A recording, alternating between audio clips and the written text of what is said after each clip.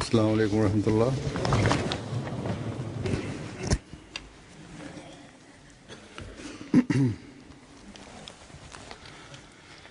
أشهد أن لا إله إلا الله وحده لا شريك له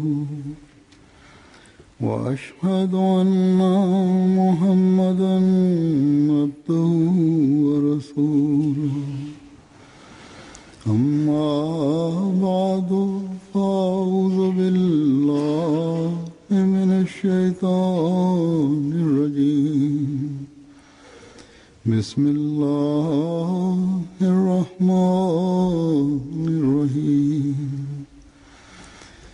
الحمد لله رب العالمين الرحمن الرحيم مالك يوم الدين إياك نعبد وإياك نستعين اهدنا الصراط المستقيم صراط الذين أنعمت عليهم غير المغضوب عليهم ولا الضالين।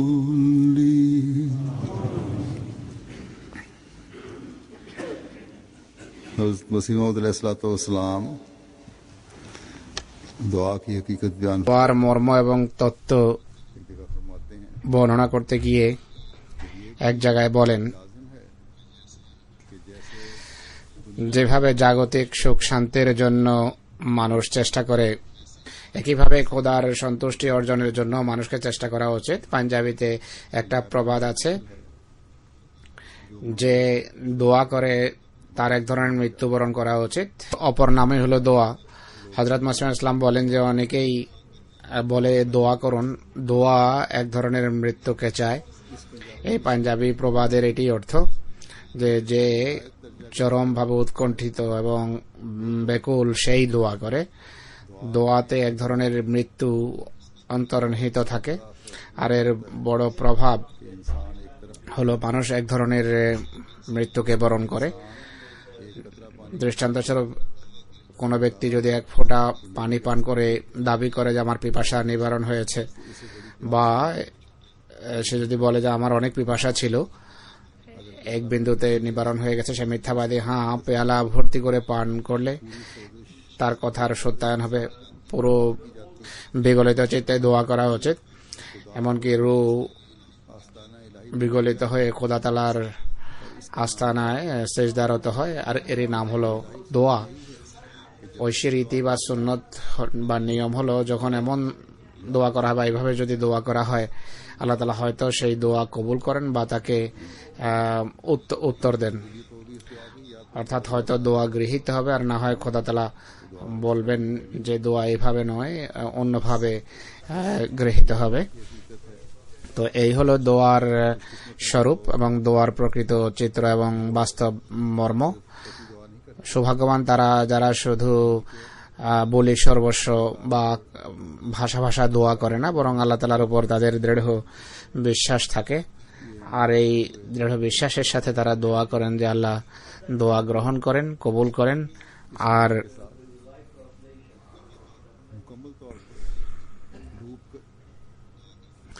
আর সম্পূর্ণভাবে দোয়াতে অবগাহন করেন তারা, এবং দোয়াতে সম্পূর্ণভাবে অবগাহন করে তারা দোয়া করেন। কোনো বিষয়ে যদি আল্লাহর কাছে সাহায্য বা পথের দিশা চাইতে হয়, বা নিজের দুশ্চিন্তার সমাধান যদি করাতে হয়, দুশ্চিন্তা যদি দূর করানোর বিধান করতে হয়, বা খোদার কৃপা বাড়ির উত্তরাধিকারী হতে হয়, তাহলে এসব কিছু তখনই সম্ভব হবে বা হয় যখন মানুষ নিজের পুরোশক্তি সামর্থ্য নিয়ে খোদা তাআলার দরবারে ঝুঁকে এবং এসব কিছু আল্লাহর দরবারে নিয়োজিত করে। আমাদের আজ পর্যন্ত এটি অভিজ্ঞতা যে আল্লাহ তাআলা এমন দোয়া শুনেন, গ্রহণ করেন বা এমন পথের দিশা দেন যা দোয়াকারীর বাসনা অনুসারে না হলেও তার মানসিক প্রশান্তির খোদা তাআলা ব্যবস্থা এবং বিধান করেন। দোয়ার রীতি এবং দোয়া কিভাবে করা উচিত তা উল্লেখ করতে গিয়ে হযরত মাসিহ মাসলামের জায়গায় বলেন যে দোয়া বড় বিস্ময়কর বিষয়, কিন্তু পরিতাপের বিষয় হলো দোয়াকারীরা দোয়ার রীতি সম্পর্কে অবহিত নয়। আর এই যুগে দোয়াকারীরা সেই সমস্ত রীতি বা পন্থা সম্পর্কে অবহিত নয় যা দোয়া গৃহীত হওয়ার জন্য আবশ্যক। আসল বিষয় হলো দোয়ার মর্ম এবং তত্ত্ব সম্পর্কে মানুষ সম্পূর্ণভাবে অনবহিত এবং অজ্ঞ। অনেকে এমন আছে যারা সম্পূর্ণভাবে দোয়ার কথাকে অস্বীকার করে, আর কত অস্বীকার না করলেও তাদের বাস্তব অবস্থা এমন যে তারা যেহেতু দোয়ার রীতি এবং নীতি সম্পর্কে অনবহিত, তাই তাদের দোয়া গৃহীত হয় না। আর সত্যিকার অর্থে তাদের দোয়া নয়। দোয়ার রীতি এবং পদ্ধতি আর নীতি যেহেতু জানে না, তাই তাদের দোয়া গৃহীত হয় না। হুজুর বলছেন যে বাস্তব কথা হলো দোয়ার যেভাবে দোয়া করা উচিত সেভাবে দোয়া করা হয় না। দোয়ার বিষয়কে যারা অস্বীকার করে এদের অবস্থা তাদের তুলনায়ও ভয়াবহ। তাদের ব্যবহারিক অবস্থা অন্যদেরকে নাস্তিকতার দ্বার প্রান্তে উপনীত করেছে। দোয়ার জন্য সবচেয়ে গুরুত্বপূর্ণ বিষয় যা আবশ্যক তা হলো দোয়াকারী যেন কখনো নিরাশ না হয়, কখনো খোদা সম্পর্কে যেন কুধারণা পোষণ না করে যে এখন আর কিছুই হতে পারে না। এটি মনে করাই উচিত নয় যে কিছুই হবে না, অনেকদিন দোয়া করেছে, এমন কথা ভাবা উচিত নয়। অতএব হযরত মাসিহ ইসলাম দোয়ার মর্ম তত্ত্ব এবং দোয়ার প্রকৃত রীতি নীতি সম্পর্কে এটি আমাদেরকে শিখিয়েছেন। আর সেই সাহাবাদের সবচেয়ে বেশি এ বিষয়ে সুশিক্ষিত করেছেন, যাদের সরাসরি তিনি শিক্ষা দিয়েছিলেন, তরবিয়ত করেছিলেন। বরং তার আগমনের ফলে পৃথিবীতে যে একটা হইচই সৃষ্টি হয়েছে, খোদার পক্ষ থেকে যেই আন্দোলনের সূচনা হয়েছে, তা আল্লাহ তাআলা যাদের সংশোধন করতে চাইতেন এমন অনেকের হৃদয়ে, অনেকের মাঝে দোয়ার মর্ম স্বরূপ, দোয়ার প্রকৃত অর্থ এবং দোয়া করার রীতি তাদের হৃদয়ে গ্রথিত এবং প্রথিত করেছেন। আর এইভাবে তাদের মসিমদের সত্তায় তাদের ঈমান দৃঢ় থেকে দৃঢ়তর হয়। এখন আমি আপনাদের সামনে তার যুগের এবং তার কল্যাণে যারা কল্যাণমণ্ডিত হয়েছেন, তার বরকতে যারা কল্যাণমণ্ডিত হয়েছেন এবং কয়েকজন সাহাবীর কথা উল্লেখ করব যারা দোয়ার প্রকৃত মর্ম বুঝতে পেরেছিলেন।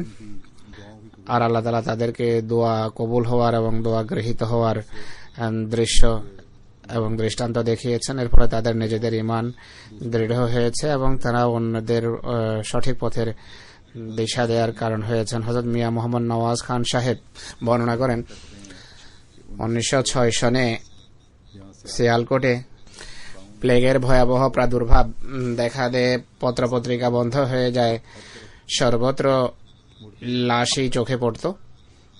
মৌলভী মুবারক সাহেব শহরের কেন্দ্রে মৌলাবক সাহেবের ঘরে দরজ দিচ্ছিলেন। আমি শায়িত ছিলাম। আমার দেহে প্লেগের গ্রন্থি বা গ্ল্যান্ড বেরিয়ে আসে। আমি দোয়া করলাম যে হে আমার প্রভু, আমি তোমার প্রত্যাদিষ্ট ব্যক্তিকে গ্রহণ করেছি, আমারও তো এখন গ্ল্যান্ড এবং গ্রন্থি বেরিয়েছে, আমি তো মারা যাচ্ছি। কিন্তু আল্লাহ তাআলার কুদরত দেখুন, সকাল পর্যন্ত আমার সেই গ্রন্থি মেটে যায়, মুছে যায়। আমার বন্ধু ছিল মোহাম্মদ শাহ, সে মৃত পড়ে আছে। আমি এবং মোহাম্মদ শাহ উভয়ে একই কক্ষে বা একই কামরায় ছিলাম। জম্মু নিবাসী হযরত খলিফা নুরউদ্দিন রাদিয়াল্লাহু আনহু বলেন, একবার আমি জম্মু থেকে গুজরাতের পথে পায়ে হেঁটে কাশ্মীর যাই। পথে গুজরাতের নিকটে এক জঙ্গলে নামাজ পড়ে আল্লাহুম্মা ইন্নী আউযু বিকা মিনাল হাম্মি ওয়াল হুজনি এই দোয়া অত্যন্ত বিগলিত চিত্তে করি, ব্যাকুলতার সাথে এই দোয়া করি আল্লাহ তাআলার কাছে, হে আল্লাহ, আমি দোয়া করি আল্লাহ আমার অবস্থার সংশোধন করো। তিনি বলেন যে এরপর আল্লাহ তাআলা আমার জীবিকার এমন ব্যবস্থা করেছেন যে আর কখনো আর্থিক অসচ্ছলতার সম্মুখীন হয়নি। বিশেষ কোনো ব্যবসা না করা সত্ত্বেও গায়েব বা অদৃশ্য থেকে, অজানা স্থান থেকে আমার কাছে সহস্র সহস্র রুপিয়া আসতো। হযরত আমির খান সাহেব বলেন 1915 সনে আমার ছেলে আব্দুল্লাহ খান প্লেগে আক্রান্ত হয় যখন আমি সপরিবারে কাদিয়ানে অবস্থান করছিলাম। 2 দিন এমন ভয়াবহ জ্বর ছিল যে আমি অফিস থেকে সন্ধ্যা 4টার দিকে যখন ঘরে আসি তার অবস্থা ছিল অত্যন্ত ভয়াবহ এবং শোচনীয়। তখন আমার একমাত্র সন্তান ছিল। তার মা বেশ কয়েকদিন ছেলের মা বেশ কয়েকদিন বাচ্চার কষ্ট দেখে একান্ত উৎকণ্ঠিত ছিলেন। আমাকে দেখে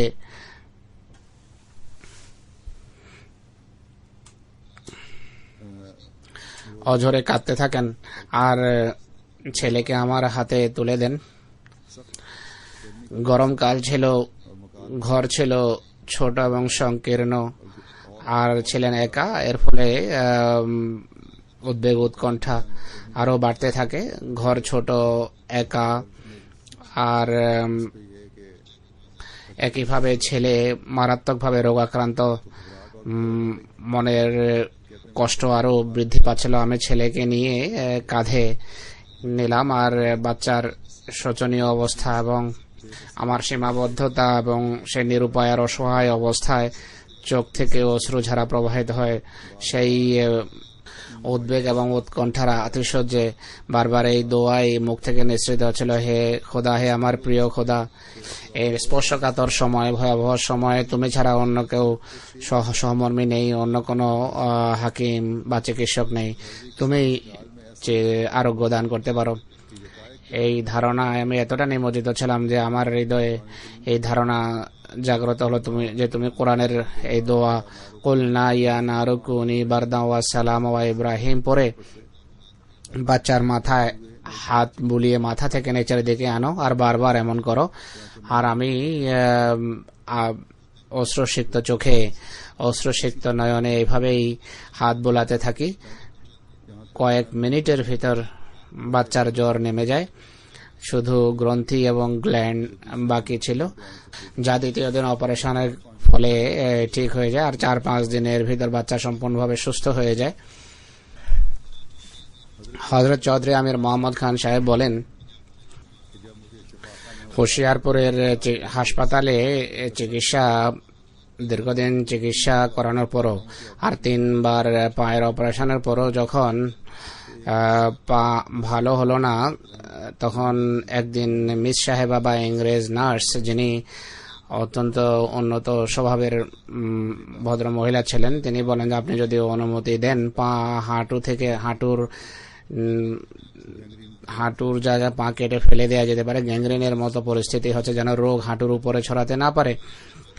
আমি ঘরের লোকদের সাথে পরামর্শ করে অনুমতি দেই। তখন মিস বা নার্স স্ত্রীকে যে কামরায় পা কাটা হতো সেই কামরায় নিয়ে যায়। তার স্ত্রীর পায়ের চিকিৎসা চলছিল। ইনি বলেন যে আমি সাথে যাওয়ার অনুমতি চাইলাম মিস বা নার্সের কাছে। তিনি বলেন যে না, আপনি এখানে থাকুন, আমি ওযু করে সেখানেই নফলের নিয়ত নিয়ে দোয়া আরম্ভ করি। তার স্ত্রীর অপারেশনের জন্য স্ত্রীকে নিয়ে যাওয়া হয়। তিনি বলেন যে আমি সেখানেই দোয়া এবং নফলে লেগে যাই এবং আমার হৃদয় এদিকে নিবদ্ধ হয় আল্লাহর দিকে। এই দোয়ার প্রতি হৃদয় বা মন আকৃষ্ট এবং নিবদ্ধ হয় যে হে আল্লাহ, তোমার পবিত্র সত্তা সর্বশক্তিমান, যা চাও করতে পারো। তুমি এখন পাকে কর্তৃত্ব হওয়া থেকে রক্ষা করো, কেননা পা যদি কেটে যায় বা কেটে ফেলা হয় সারা জীবনের জন্য একটা খুঁত থেকে যাবে। তোমার সামনে কোনো কিছু অসম্ভব নয়। অবস্থায় সেজদাতে দীর্ঘক্ষণ দোয়া করি এবং দোয়ায় নিমজ্জিত থাকি। তখন সেই অবস্থাতেই আওয়াজ আসে যে লা তাকনাতু মির রাহমাতিল্লাহ। এই আওয়াজ শুনতেই যখন সেজদা থেকে মাথা উঠালাম, আমি দেখি যে সেই নার্স অর্থাৎ মিস আমার দিকে ছুটে আসে আর বলে যে সিভিল সার্জন সাহেব বলছেন যে এবার আমি নিজে ক্ষত বা জখম পরিষ্কার করব, পা কাটবো না, কেননা পা তো যে কোনো সময় কাটা যেতে পারে, কিন্তু কাটা পা আর ফিরে পাওয়া সম্ভব নয়। খোদা তাআলার এই পবিত্র শক্তি প্রদর্শন এবং খোদার অনুগ্রহের কারণে আমি তার প্রতি কৃতজ্ঞ, যিনি মাটির এই কীটকে লা তাকনাতু মির রাহমাতিল্লাহর শুভ সংবাদের মাধ্যমে নিদর্শন দেখিয়েছেন। খাজা আমির খান সাহেব বলেন, একবার 1925 সনে ব্যয় বেড়ে যাওয়ার কারণে আঞ্জুমানের খরচ কমানো হয় আর আমিও তার শিকার হই। পরিবারের ব্যয়ভার নিয়ে আমি অত্যন্ত উৎকণ্ঠিত ছিলাম। আমি আল্লাহ তাআলার দরবারে বিনত হওয়া ছাড়া অন্য কোনো রাস্তা খুঁজে পেলাম না। আমি দোয়া আরম্ভ করলাম। রমজান আসে, রমজানে আরো বর্ধিত দোয়ার তৌফিক হয়। এরপর ইতিকাফে আরো বিগলিত অবস্থায় দোয়ার সুযোগ আসে, দোয়ার সুযোগ হয়। তখন পাঞ্জাবিতে ইলহাম হয় কে তুমি মনোবল হারাবে না, কষ্টের যুগ কেটে যাবে, ভালো যুগ আসবে। এই শুভ সংবাদ লাভের পরও একটা দীর্ঘকাল কেটে যায় এবং অসচ্ছলতা ভয়াবহ রূপ নেয়। তখন ফার্সিতে এলহাম হলো, শুভ সংবাদমূলক এক এলহাম হয়েছে ফার্সি ভাষায় যে এই কষ্টের যুগ সত্তর কেটে যাবে। এই শুভ সংবাদ লাভের কয়েকদিন পর আল্লাহ তাআলা আমাকে পুত্র সন্তান দান করেন, যার নাম হলো মাহমুদ আহমদ। এরপর 1926 সনের আগস্টে ভূমি জরিপ বিভাগে বা ভূমি সীমা নির্ধারণ বিভাগে মাসিক 90 টাকা বেতনে সাব ইন্সপেক্টর পদে নিযুক্ত হই। অর্থাৎ আল্লাহ তাআলা মাসিক 30 টাকার জায়গায় 30 রুপিয়ার জায়গায় 90 রুপিয়ার ব্যবস্থা করেন। হযরত বাবু আব্দুর রহমান সাহেব হযরত চৌধুরী রুস্তম আলী সাহেবের সাথে তার এক সফরের কথা উল্লেখ করছেন যে আমি এবং চৌধুরী সাহেব আরো 2-3 জন আহমদি একটি ঘোড়া গাড়িতে বসে কাদিয়ান পৌঁছি। এই রাস্তা প্রথমবার দেখেছি জীবনে। এত ধাক্কা লাগতো যে সারা শরীরে ব্যথা হয়ে যেত। সারা রাস্তায় ছিল গর্ত।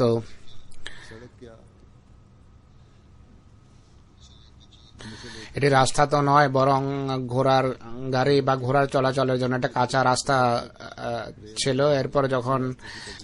এরপর রেল রাস্তা হয়, কিন্তু ইতিপূর্বে পায়ে হেঁটে বা কখনো ঘোড়ার গাড়িতে কাদিয়ান আসতাম।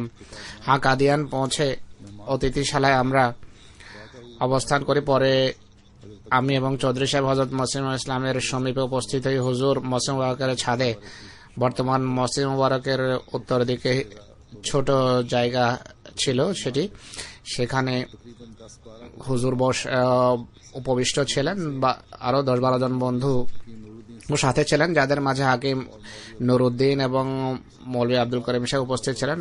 করমর্দনের পর চৌধুরী সাহেব আমার পরিচয় দেন। আমি সামান্য তোফা, যা একটা রুমালে বন্ধ ছিল, হুজুরের কাছে পেশ করে হুজুর রুমাল নিয়ে রেখে দেন। কিছুক্ষণ পর আমার অনুরোধে হুজুর বয়াত গ্রহণ করেন। বয়াতের পর উপস্থিত সকলেই দোয়া করে হযরত মসিহ মাউদ আলাইহিস সালাতু ওয়াস সালামের কাছ থেকে বিদায় নিয়ে কাঁচা রাস্তা পথে বাটালা পৌঁছি। বাটালা থেকে রেলে করে ঘরে যাই।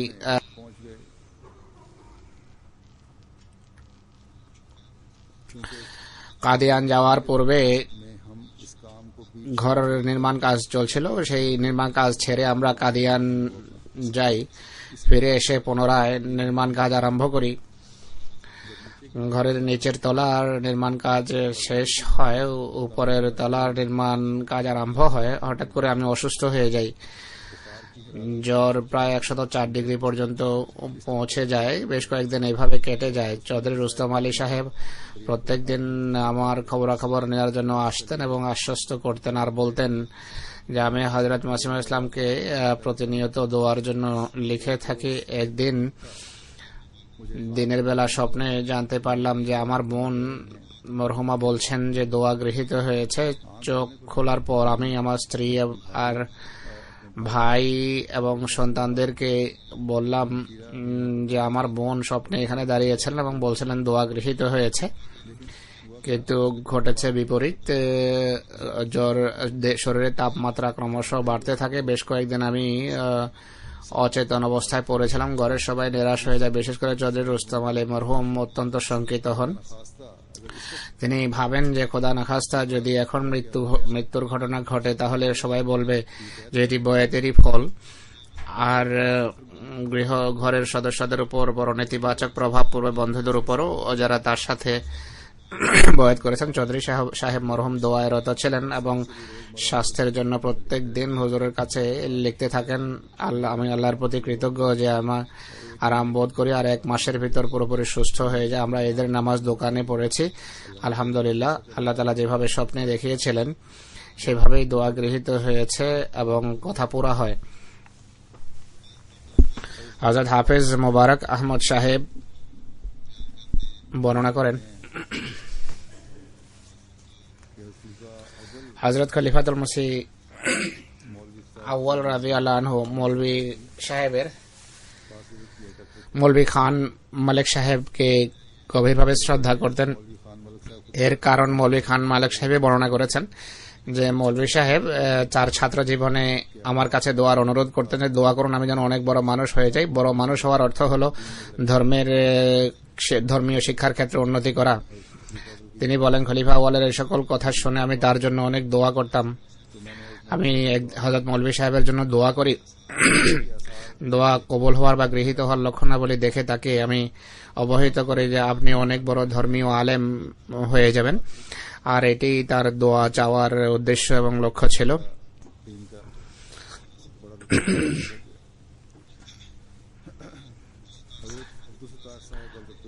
আব্দুল্লাহ সাহেবের পুত্র আব্দুল সত্তার সাহেব বর্ণনা করেন যে মসিহ ইসলামের ভবিষ্যৎবাণী আফাতিদ দিয়ার ও মাহিল্লুহা ওয়া মাকামুহার পর, অর্থাৎ সাময়িক নিবাস এবং স্থায়ী নিবাস সবই ধ্বংস হয়ে যাবে। এই ইলহাম হযরত মসিহ ইসলামের এই ইলহামের পর ভূমিকম্পের 3 দিন পূর্বে আমি স্বপ্নে দেখি হুজুর আমাদের ঘরে আমাদের বিছানায় বসেন, আর আমি তার কাছে নিবেদন করলাম যে গ্রামবাসীরা আমাকে ভয়াবহ কষ্ট দিচ্ছে, আপনি আমার জন্য দোয়া করুন। হুজুর তখন পাঞ্জাবিতেই বললেন যে আমি তো আজকাল এই কাজেই করছি, অর্থাৎ আজকাল আমি এই কাজেই তো করি। স্বপ্নে তাকে বলা হয়েছে। এরপর আমি হুজুরকে আবার বললাম যে আমার জন্য বিশেষভাবে দোয়া করা হোক। তখন মসিহ ইউদ আলাইহিস সালাম আমার বাম হাতকে এক হাতে ধরে আর এক হাতে দোয়া আরম্ভ করেন। আমি উভয় হাত উঠিয়ে দোয়া আরম্ভ করে দোয়া করছিলাম। স্বপ্নে ভয়াবহ ভূমিকম্প আসে, আমি প্রায় পড়ে যাচ্ছিলাম। আমি এই অবস্থায় হুজুরকে দৃঢ়ভাবে আঁকড়ে ধরি এবং জড়িয়ে ধরি হুজুরকে। সেই অবস্থায় আমি জেগে যাই। প্রত্যুষে আমি কাদিয়ানা আসি। হুজুর বড় বাগানে তাঁবু লাগিয়েছিলেন। তাঁবুর দিকে যখন গেলাম তখন হুজুর বাহিরে পায়চারি করছিলেন। আমি সালাম করলাম এবং করমর্দন করলাম। বললাম হুজুর আমি একটি স্বপ্ন শোনাতে চাই। হুজুর অনুমতি দিলেন, আর এই স্বপ্ন আমি হুজুরকে শোনালাম। হুজুর তুম বাঁচায়ে যাওগে, অর্থাৎ তোমাকে রক্ষা করা হবে, এই শব্দ 3 বার উচ্চারণ করেন। ইনি বলেন যে এরপর আমাদের ঘরে প্লেগের হামলা হয়। আমার স্ত্রী এবং আমার মেয়ে উভয়ই প্লেগে আক্রান্ত হয়। মানুষ বলা আরম্ভ করলো যে এখানে প্রতিদিন 10-12 জন করে মারা যাচ্ছে, যদি তুমি মরো কে তোমার কবর বানাবে? কেননা আহমদীদের কাছে কেউ আসবে না, তোমার লাশ কে বহন করবে আর কে তোমাকে গোসল দেবে? তখন আমি উত্তর দিলাম যে আমাদেরকে আল্লাহর হাতে ছেড়ে দাও। আমার স্ত্রী মৃতপ্রায় ছিলেন। আমি আল্লাহর কাছে ওযু করে এই আকুতি করি যে হে আল্লাহ, কেউ আমাদের কবর খোদারও নেই, আমাদের লাশ বহন করার এবং গোসল দেওয়ারও কেউ নেই। তখন আমার কাছে সাংতেরা বা এক ধরনের কমলা ছিল, তা ছিলে স্ত্রীর মুখে দেই। সে সাংতারা খায়, তার দস্ত হয়, একই সাথে জ্বর নেমে যায়। আমার মেয়ের গায়ে যে ফোড়া ছিল সেই ফোড়ায় একটা চারার রস লাগালাম, সেও অসুস্থ হয়ে গেল। তখন আমি খোদার কাছে পাঞ্জাবিতে দোয়া করি। আমি আলহামদুলিল্লাহ পড়ার সময় মুখ থেকে এই দোয়া বের হয় যে কুল সিরু ফিল আরদি কাইফা কানা হাফিজুন আলাই, আমার স্ত্রী এবং আমার মেয়ে রক্ষা পায়, তখন হুজুরের কথা মনে পড়লো যে তোম বাঁচাও যাও, অর্থাৎ তোমাকে রক্ষা করা হবে। এই কথা মসিহ মাউদ 3 বার বলেছিলেন, অর্থাৎ তোমাকে রক্ষা করা হবে, তোমাকে রক্ষা করা হবে। আল্লাহ তাআলার ফজলে তাকে রক্ষা করা হয়েছে। হযরত মীর মেহদি হোসেন সাহেব বর্ণনা করেন, একদিনকার কথা, আমি ফজরের নামাজ পড়ে মসজিদ মুবারক থেকে পীর সিরাজুল হক সাহেবের সাথে তার ঘরের সিঁড়িতে দাঁড়ালাম। পীর সাহেব কারো কোনো দীর্ঘ বৃত্তান্ত শোনাছিলেন। অদৃশ্য তার বা টেলিগ্রামের মাধ্যমে জানতে পারলাম, অর্থাৎ এক অনুভূতি হলো যে আমার জীবন হুমকির সম্মুখীন। আমি হুজুরের দারোয়ান ছিলাম, আমি সেখান থেকে ছুটলাম। আমার পূর্বে মোহাম্মদ আকবর খান সানোয়ারি বাজার থেকে সওদা নিয়ে দরজায় পথে প্রবেশ করলেন। হুজুর উপর থেকে নিচে আসার মধ্যে জিজ্ঞেস করলেন যে মিয়া মেহেদি হাসান হ্যাঁ আছেন নাকি? মিয়া মেহেদি হাসান আছেন? আকবর খান বলল যে না, কোথায় দোকানদারি আছে। আমি তাৎক্ষণিকভাবে বললাম যে হুজুর আমি এখানেই আছি। আকবর খান সাহেব বললেন যে কোন স্থান থেকে হয়তো এখন এসে গেছে। হুজুর আমাকে নির্দেশ দেন যে কোরআন শরীফ নিয়ে যাও আর অমুক বিষয়ে সম্বলিত আয়াত খুঁজে চিহ্নিত করে তা আমার সামনে নিয়ে আসো। তিনি বলেন যে তখন আমি এমন অবস্থায় নিমজ্জিত হলাম যে আমি স্বয়ং সে আয়াত মসিহ মাউদকে দেব, যে আয়াত মসিহ মাউদ সন্ধান করছিলেন, কিন্তু আমার জানা ছিল না, কিন্তু আমার কাছে সম্ভব মনে হচ্ছিল না এটি। আমি আল্লাহ তাআলার দরবারে দোয়া করি। তাৎক্ষণিকভাবে দোয়া কিভাবে গৃহীত হলো তা শোনান। তিনি বলেন সেখানে আমি আল্লাহ তাআলার দরবারে নিবেদন করি যে আল্লাহ আয়াত আমাকে জানিয়ে দাও। এই দোয়া করে কোরআন শরীফ খুললাম। প্রথমে আমার দৃষ্টি সেই আয়াতের উপর পড়লো যা হুজুর সন্ধান করছেন। আমি বললাম যে হুজুর আয়াত এখানে। মসিহ ইসলাম তখন বললেন যে হ্যাঁ, হাকিম ফজলউদ্দিন সাহেবকে জিজ্ঞেস করো। অর্থাৎ হাকিম ফজলউদ্দিন সাহেবের কাছে পাঠিয়েছিলেন যে তাকে আয়াত বের করে দিতে বলো। আমি বললাম যে হুজুর আয়াত তো এখানে আছে। মসিহ ইসলাম আবার বললেন যে হ্যাঁ, হাকিম ফজলউদ্দিন সাহেবকে জিজ্ঞেস করে আসো। আমি বললাম যে হুজুর আয়াত এখানেই আছে, হাকিম ফজলউদ্দিন সাহেবকে কি জিজ্ঞেস করব? হুজুর আমার হাত থেকে কোরআন শরীফ নিয়ে এই আয়াত দেখলেন এবং বললেন যে হ্যাঁ এইটি সেই আয়াত। এরপর হযরত মসিহ ইসলাম উপরে চলে গেলেন। হযরত হাফেজ গোলাম রসুল উজিরাবাদী বর্ণনা করেন রাদিয়াল্লাহু আনহু, আমার পরিষ্কার ভাবে মনে নেই, ভাষা মনে পড়ে যে পূর্বে উল্লেখিত মুবাহিসার পর মসিহ মাউদের পক্ষ থেকে একটা বিজ্ঞাপন ছেপেছে, আর তাতে সর্বধর্ম সম্মেলন সম্পর্কে হুজুরের এলহাম ছিল যে মজনুন বালা রাহা ইসলামী নীতি দর্শন সম্পর্কে এটি ছিল যে প্রবন্ধ জয়যুক্ত হবে। তিনি বলেন আমি তখন কোন রোগে অসুস্থ ছিলাম, কিন্তু মসিহ মাউদের দাবি যেহেতু অনেক বড় ছিল আর রোগও ছিল আমার ভয়াবহ, অনেক দুর্বলতা ছিল, মসিহ মাউদের দাবিও অনেক বড় যে আমার প্রবন্ধ সব প্রবন্ধের উপর জয়যুক্ত হবে। আল্লাহর সমর্থন না থাকলে এই কথা বা এই দাবি কে করতে পারে? তিনি বলেন যে আমি আমার এক আহলে হাদিস পরিচিত মৌলভী যে লাহোরে ছিল, কোনোভাবে বড় কষ্টে সৃষ্টে সেই সাথীকে নিয়ে জলসাগাহে পৌঁছলাম। মৌলভী সানাউল্লাহ এবং মৌলভী মোহাম্মদ হোসেন বেটালভির বক্তৃতাও শুনেছি, কিন্তু সবগুলো ছিল অর্থহীন, প্রভাব শূন্য। কিন্তু হযরত মির্জা সাহেবের প্রবন্ধ যখন শুনছিলাম তখন তেল ধরার ঠাঁই ছিল না, তেল ধরার জায়গা ছিল না। শ্রোতারা এমন পিনপতন নীরবতা ছিল যে কোনো আওয়াজ শোনা যাচ্ছিল না। অন্য অনেকেই মির্জা সাহেবের প্রবন্ধ শোনার জন্য নিজেদের সময় তার প্রবন্ধের জন্য উৎসর্গ করে এবং প্রবন্ধের মূল সময় থেকে 2 দিন প্রবন্ধের সময় বাড়িয়ে দেওয়া হয়। এই প্রবন্ধ যখন শুনলাম তখনই আমি সেখানে হাত উঠিয়ে আল্লাহ তাআলার দরবারে দোয়া করলাম। তো দেখুন আল্লাহ তাআলা কিভাবে নেক লোকদের পথ দেখান। আমি দোয়া করি যে হে আল্লাহ, ইনি যদি তোমার সেই বান্দা হয়ে থাকেন যার সম্পর্কে তোমার প্রিয় রাসূল ভবিষ্যৎবাণী করেছেন, তাহলে তার কল্যাণে আমাকে এখানে এই রোগ থেকে আরোগ্য দান করো। জলসা শেষ হওয়ার পর জলসা গাহের বড় দরজার পথে যখন বাইরে আসলাম, আল্লাহর কসম তখন আমার এমন মনে হলো যে যেন আমার কোনো রোগই নেই। সেদিন থেকে আর কখনো এই রোগ পুনরায় হামলা করেনি। এরপর তিনি আল্লাহর রহমতে বয়াত করেছেন। হযরত আল্লাহ বখশ সাহেব রাদিয়াল্লাহু আনহু বর্ণনা করেন যে করমদিনের মামলায় প্রথমে বিচারক ছিল চান্দুলাল আর্য, এক বন্ধু ছিল আরিয়া গাধারিলাল, হিসাব রক্ষক বা অ্যাকাউন্টেন্ট ছিল। ইনি বলেন আমার এক আর্য বন্ধু ছিল, ওর নাম ছিল গাধারিলাল, সে ছিল অ্যাকাউন্টেন্ট। সে এসে আমাকে সংবাদ দিল যে আমাদের কমিউনিটি মেজর সাহেবকে ভয়াবহ শাস্তি দেওয়ার সিদ্ধান্ত হয়েছে। আমি সংবাদ শুনে হযরত মসিহ ইসলামের কাছে বর্ণনা করলাম। মসিহ ইসলাম বললেন যে দোয়া করো। তাকে বললেন যে দোয়া করো। ইনি বলেন যে আমি ফিরে আসলাম। অমৃতসর যখন গেলাম, সময় ছিল ফজরের, মসজিদে গেলাম। মসজিদের দরজায় বসে খুব সম্ভব দরুদ শরীফ পড়ছিলাম। তখন আমার ডান কানে, যা প্রায় বন্ধ ছিল, অর্থাৎ অনেকটা ডান কানে উচ্চার শুনতাম। ইনি বলেন যে আমার ডান কান তখনও বন্ধ ছিল আর এখনো, কিন্তু ডান কানে উচ্চস্বরে আওয়াজ আসে যে চান্দুলাল রায় প্রদানের পূর্বেই মারা যাবে। এরপর আমি হুজুরের কাছে আসলাম এবং বললাম যে হুজুর, আমার এই কানে আমি এই আওয়াজ শুনেছি চান্দুলাল রায়ের পূর্বেই মারা যাবে। হুজুর মসিহ ইসলাম বলছেন যে এটি শুভ সংবাদমূলক স্বপ্ন, দোয়া করো। এরপর আমি স্বপ্নে দেখলাম যে এক মুসলমান ম্যাজিস্ট্রেট, সে আত্মারামকে সাদা গ্লাসে পানি পান করিয়েছে। আত্মারামের যে চেহারা আমাকে স্বপ্নে দেখানো হয়েছে, সেই স্বপ্নে সে কিছুটা খোড়া, তাকে আমি দেখেছি। মামলার তারিখ যখন আসে তখন আমি ছিলাম গুরুদাসপুরে।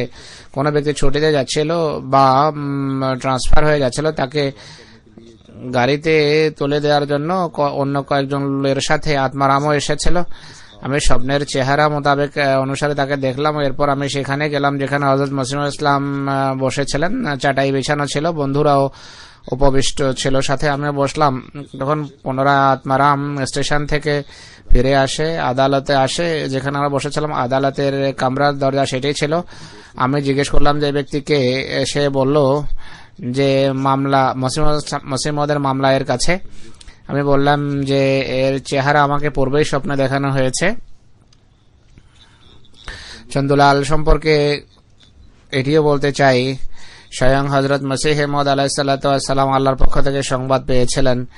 একবার যখন কেউ বলল যে চন্দুলাল ম্যাজিস্ট্রেট আপনাকে কারাগারে পাঠাতে চায়, মসিহ মওউদ আলাইহিসসালাম চাটাইতে শায়িত ছিলেন। এই কথা শুনে উঠে বসলেন আর বললেন যে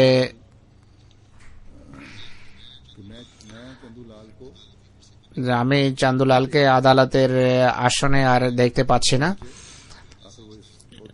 এরপর তার পদে অবনতি হয়, ডিমোশন হয়, আর মুলতানে সে বদলি হয়।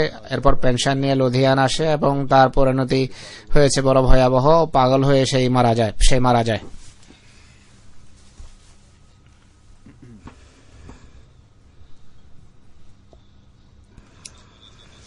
হযরত মসিহ মওউদ আলাইহিসসালাম যখনই এমন সময় আসতো, নিজে দোয়া করতেন, আল্লাহর পক্ষ থেকে তাকে আশ্বস্ত করা হতো। তার সত্ত্বেও সাহাবাদের দোয়ার জন্য বলতেন। তাদের স্বপ্ন ইত্যাদি শুনে তিনি নিজের ব্যাখ্যা উপস্থাপন করতেন। হযরত গোলাম নবী সাহেব বলেন, হযরত মসিহ মওউদ রাতে বয়াতের পর গভীর আগ্রহের সাথে আমি তার এলহাম পড়তাম। সেই সময় জমিদার এবং অন্যান্য পত্রিকায় মসিহ ইসলামের এলহামের বিরুদ্ধে লেখা হতো আর আমিও তা পড়তাম। এইসব পড়ার পর আমার উপর যে প্রভাব পড়ে তা হলো আমি মসিহ মওউদের এলহাম সম্পর্কে চিন্তিত হলাম। এলহাম সম্পর্কে সমস্ত পত্রিকায় তারা এলহাম উল্লেখ করে উদ্ভট ব্যাখ্যা করত। তিনি বলেন যে এইগুলো পরে আমি দুশ্চিন্তাগ্রস্ত হতাম। তিনি বলেন একদিন আমি আল্লাহ তাআলার দরবারে দোয়া করি যে হে আল্লাহ, আমি কিছু বুঝি না, তুমি আমাকে নিজ অনুগ্রহে বোঝাও। এরপরে একদিন এক দুপুরে একটা নতুন অবস্থা আমার উপর ছেয়ে যায়। অর্ধনিদ্রার অবস্থায় আকাশ থেকে একটি নীলাভ ঘোড়া অবতরণ করতে দেখলাম। ভূমির যতটা কাছে আসছিল তার রং লালচে হচ্ছিল। তার ঘাড় থেকে বিদ্যুতের মতো এক স্ফুলিঙ্গ নির্গত হচ্ছিল। আমার হৃদয়ে এলকা হয়, অর্থাৎ এটি তোমার মুর্শেদ বা নেতার নিদর্শন। অচিরে এই আলো পৃথিবীতে নেমে আসবে এবং শত্রুর রং ফ্যাকাশে হয়ে যাবে। তার কয়েক মাস পর হযরত মসিহ ইসলামের উজ্জ্বল নক্ষত্র সম্বলিত নিদর্শন, যার কথা হাকিকাতুল ওয়াহিতে উল্লেখ আছে, তা প্রকাশ পায়। এই নিদর্শন সম্পর্কে সংক্ষেপে আমি এখানে উল্লেখ করতে চাই। হযরত মসিহ ইসলাম বলেন, এই নিদর্শন সম্পর্কে বলেন যে এই ভবিষ্যৎবাণী যেভাবে পুরা হয়েছে, অর্থাৎ উজ্জ্বল নক্ষত্র সম্বলিত নিদর্শন যেভাবে প্রকাশিত হয়েছে, তা হলো 1907 সনের 31শে মার্চ, যা 7 মার্চের 25 দিন পর আগুনের একটা বড় স্ফুলিঙ্গ, যা দেখে হৃদয় গভীরভাবে প্রকম্পিত হয়, তা আকাশে প্রকাশিত হয় ভয়াবহ উজ্জ্বলের সাথে প্রায় 700 মাইল বিস্তৃত অঞ্চলে। সেটি বিভিন্ন স্থানে অবতরণ করে বা বর্ষিত হয়। এত ভয়াবহ ভাবে তা মাটিতে আসে যে সহস্র সহস্র মানুষ তা দেখে আশ্চর্য হয় এবং অনেকেই বেহুশ হয়ে মাটিতে ভূপাতিত হয়। তাদের মুখে পানি দেওয়ার পর তারা চেতনা ফিরে পায়। তাদের অধিকাংশের এটি বর্ণনা যে এটি আগুনের একটি ভয়াবহ গোলক ছিল। অতি ভয়াবহ রূপে সেটি প্রকাশিত হয়। এমন মনে হয় যে তা মাটিতে পড়ে এবং ধোঁয়া হয়ে আকাশে চলে যায়।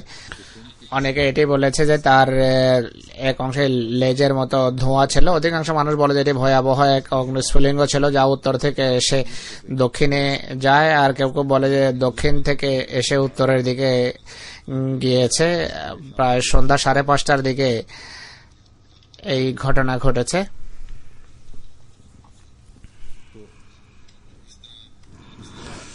আল্লাহ তাআলা এভাবে হযরত মসিহ মাউদ আলাইহিসসালাতু ওয়াসসালামের সাহাবাদেরকে দোয়ার পর নিদর্শনের কথা বলতেন, আর সে নিদর্শনের পর প্রকাশও পেয়েছে।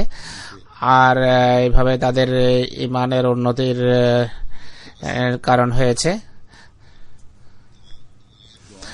অতএব দোয়া গৃহীত হওয়া আর সমুজ্জ্বল নিদর্শনের মাধ্যমে খোদা তাআলা সেই সাহাবাদের ইমানকে ইমান উজ্জ্বল সৃষ্টি করেছেন। হযরত মসিহ মাউদের মাধ্যমে দোয়ার তত্ত্ব এবং দোয়ার করার যে রীতি এবং নীতি আর পদ্ধতি সাহাবারা শিখেছেন। দোয়া করা উচিত। আমাদের সবাইকে আল্লাহ তাআলা তা অর্জনের এবং লাভের তৌফিক দেন। আমাদের দোয়া তিনি কবুল করুন এবং সমুজ্জ্বল নিদর্শন প্রকাশ করুন।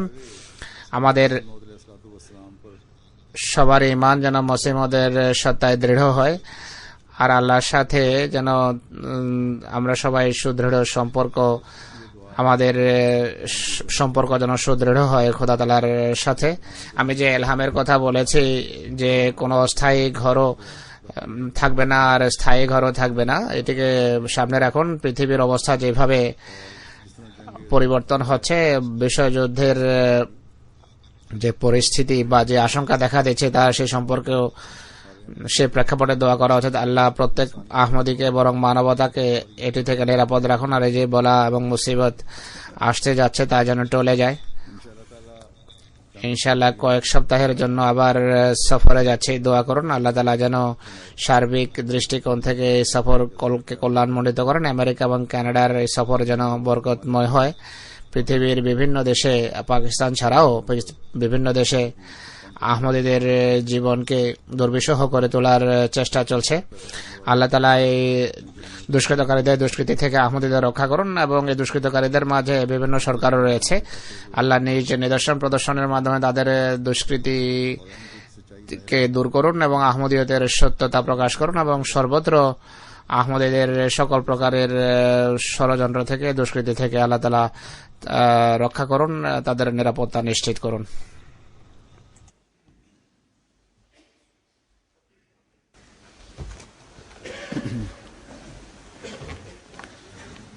আলহামদুলিল্লাহ নাহমাদুহু ওয়া নাস্তাঈনুহু ওয়া নাস্তাগফিরুহু ওয়া নু'মিনু বিহি ওয়া নাতাওয়াক্কালু আলাইহি ওয়া নাউযু বিল্লাহি মিন শুরুরি আনফুসিনা ওয়া মিন সাইয়্যাতি আ'মালিনা।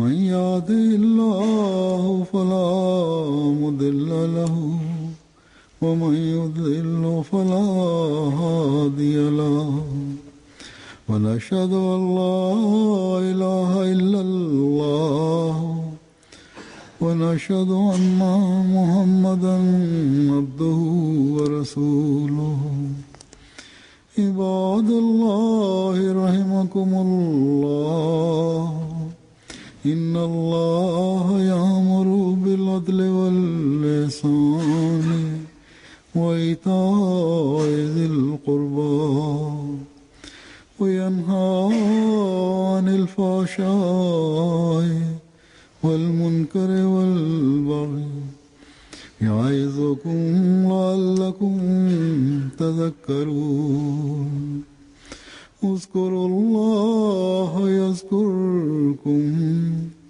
وادعوه يستجب لكم ولذكر الله أكبر